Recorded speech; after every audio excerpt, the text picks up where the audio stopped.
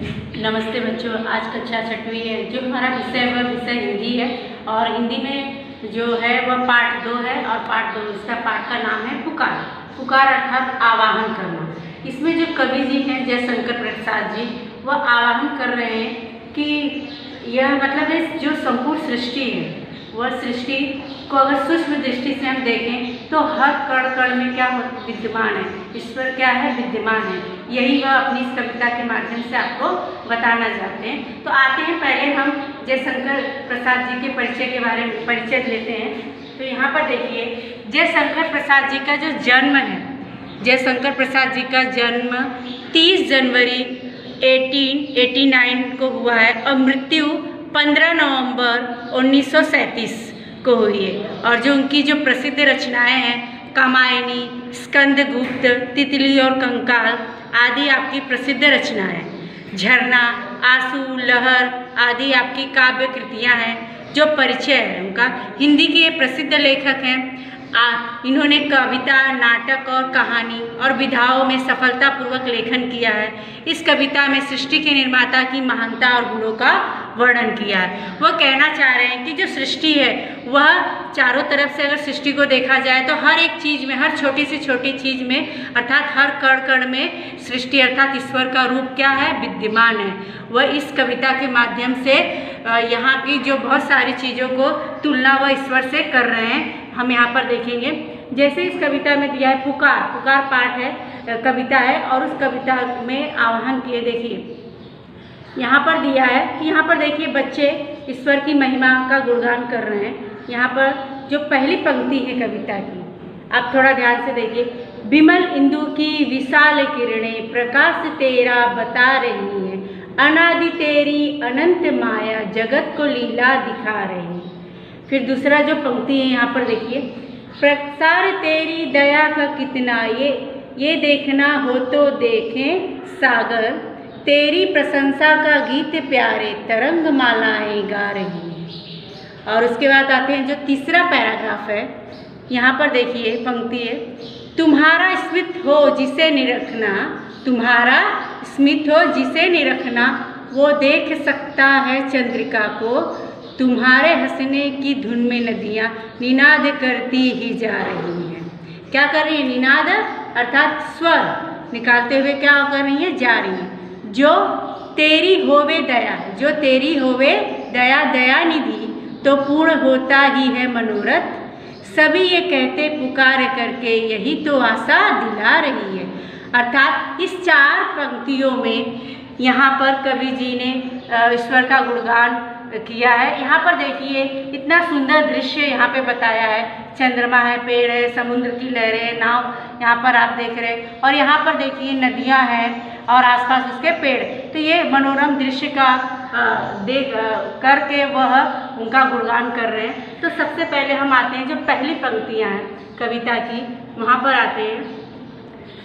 विमल, विमल अर्थात निर्मल स्वच्छ, इंदु अर्थात चंद्रमा, विमल इंदु की विशाल किरणें, कह रहा है कि जो विमल इंदु है उसकी जो विशाल किरणें हैं अर्थात चंद्रमा की जो विशाल किरणें प्रकाश तेरा बता रही, अर्थात उन किरणों में भी जो कवि को क्या है, आपका जो रूप है वह उसमें विद्यमान दिखाई देता है।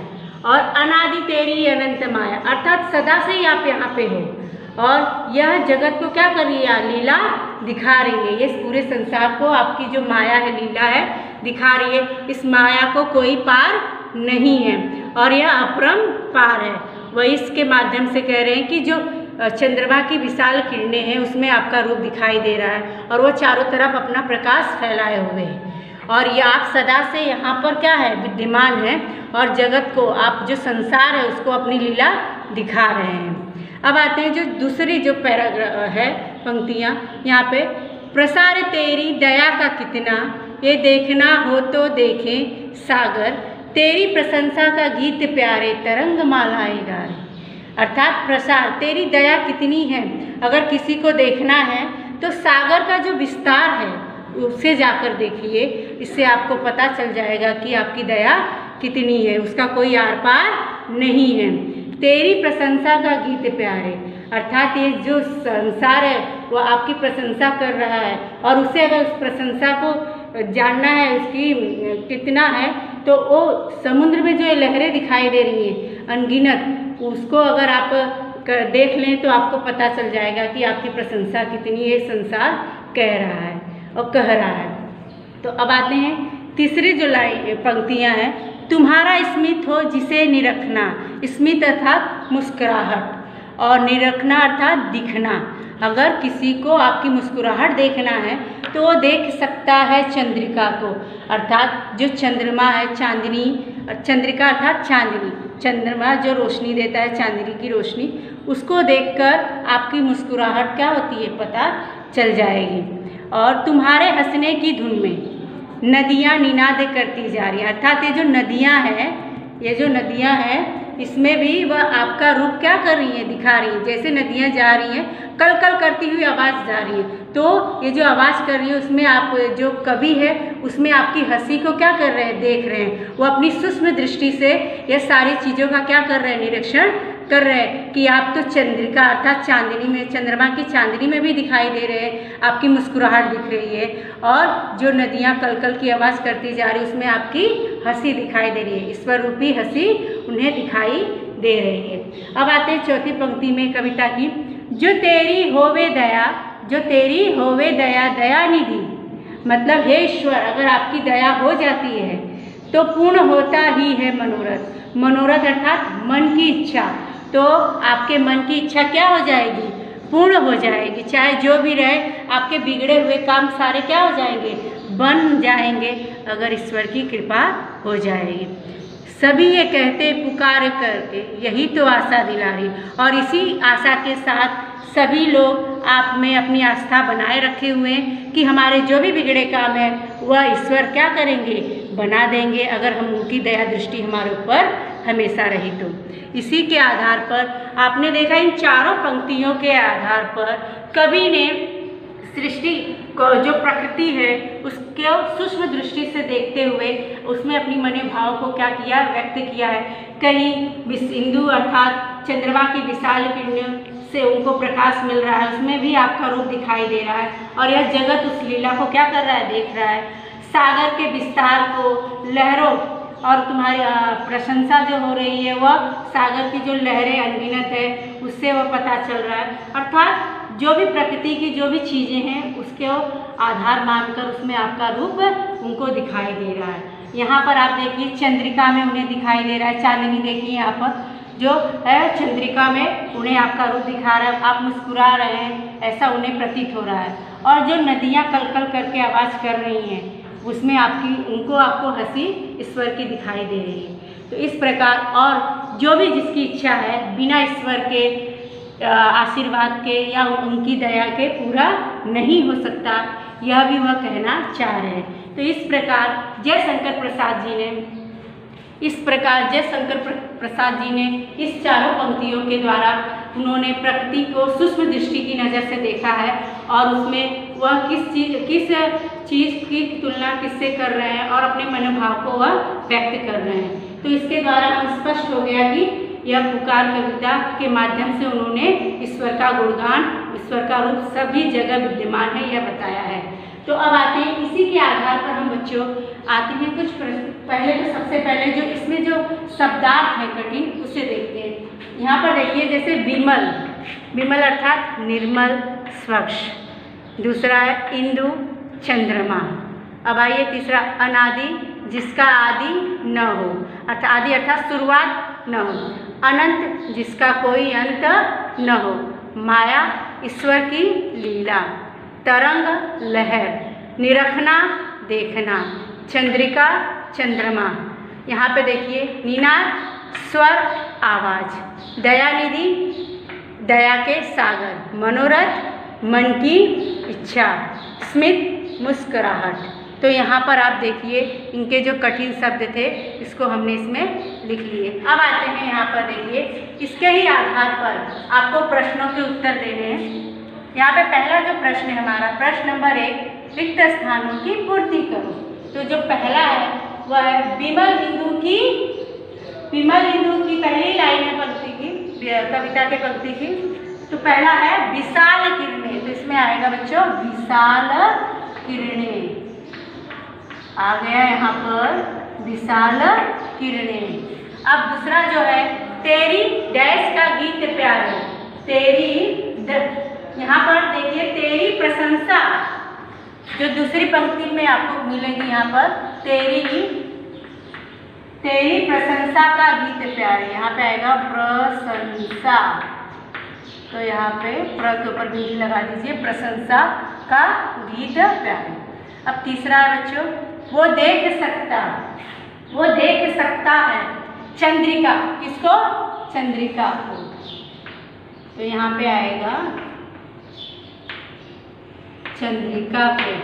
और चौथा है, तो पूर्ण होता ही है मनोरथ, अर्थात मन की इच्छा पूर्ण हो जाती है, मनोरथ। तो बच्चों इस प्रकार हमने रिक्त स्थान कर दिया। एक बार देख लीजिए, विमल इंदु की विशाल किरणें, दूसरा है तेरी प्रशंसा का गीत प्यारे, तीसरा है वो देख सकता है चंद्रिका को, चौथा है तो पूर्ण होता ही है मनोरथ। तो इस प्रकार हमने रिक्त स्थान कर लिए। अब आते हैं प्रश्न नंबर 2। दिए गए प्रश्नों के उत्तर लिखो। जगत की लीला कौन दिखा रहा है? जगत की लीला कौन दिखा रहा है? ईश्वर की अनंत माया, ईश्वर की अनंत माया, ईश्वर की अनंत जो माया है वह हमें क्या दिखा रही है? जगत को लीला, अर्थात इस संसार को लीला दिखा रही है। अब आते ईश्वर की दया का प्रसार कितना है? तो समुद्र का जितना विस्तार है उतना ईश्वर की दया का प्रसार है। तो यहाँ पे उत्तर लिखेंगे, समुद्र के विस्तार जितना, समुद्र के विस्तार जितना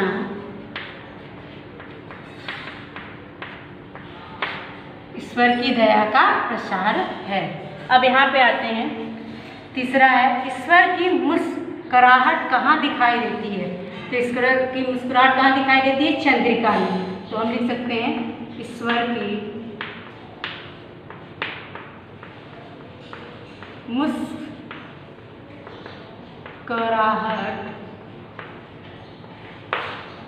चंद्रिका में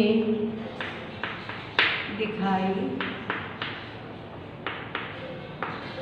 देती है। आता है ईश्वर की प्रशंसा के गीत कौन गा रहा है? तो ईश्वर की प्रशंसा के गीत कौन गा रहा है? समुद्र की जो अनगिनत लहरें हैं बच्चों, समुद्र की अनगिनत लहरें, समुद्र की अनगिनत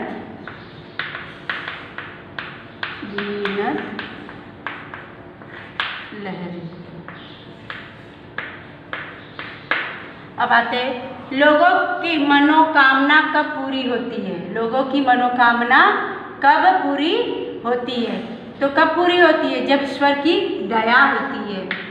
तो हम लिखेंगे ईश्वर की दया होने पर। अब आता है प्रश्न नंबर 3, समानार्थी शब्द लिखो। इंदु अर्थात इंदु का हमने क्या रखा? चंद्रमा। इंदु का क्या रखा? चंद्रमा। संसार जगत। तीसरा सागर समुद्र। नदी सरिता, इसका समानार्थी होगा सरिता। तो इस प्रकार समानार्थी शब्द इंदु का चंद्रमा, संसार का जगत, सागर का समुद्र, नदी का सरिता। अब आते हैं विरुद्धार्थी शब्द के तरफ। यहाँ पर आप देखिए विरुद्धार्थी शब्द प्रकाश का, पहला जो प्रकाश का, ऐसे हम यहाँ पे ऐसे निशान क्रॉस कर लगाते हैं विरुद्धार्थी शब्द लिखने पर। प्रकाश का आएगा अंधकार। प्रशंसा का निंदा। तीसरा हंसना का रोना। आशा का निराशा।